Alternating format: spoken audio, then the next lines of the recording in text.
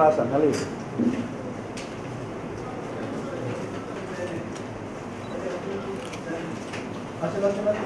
কোনো সমস্যা আছে কারো বসছেন নেই তো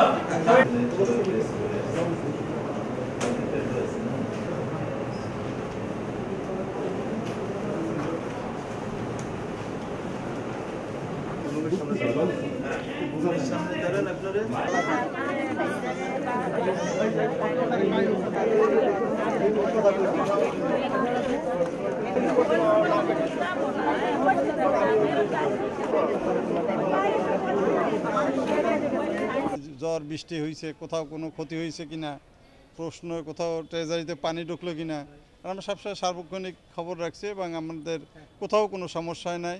এবং আমি কালকের 6 জেলায় 6 ডিসির সাথে কথা বলছি, সার্বিক সহযোগিতা তারা চাচ্ছে, তারা বলছে সার্বিক সহযোগিতা তাদের একটা দায়িত্ব।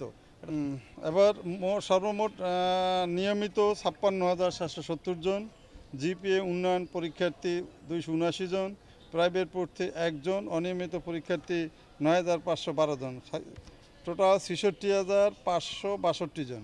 এরপরও আরও কিছু সংখ্যা বাড়বে, কিছু এই লাস্ট দিনেও কিছু ফর্ম ফিল আপ করছে। আমরা চাই না যে পরীক্ষার আওতার বাইরে কেউ থাক, এটা গভর্নমেন্টেরও নির্দেশ দেওয়া যে একজন পরীক্ষার্থীও যে পরীক্ষা দিতে চাইলে তারা যেন পরীক্ষা দিতে পারে।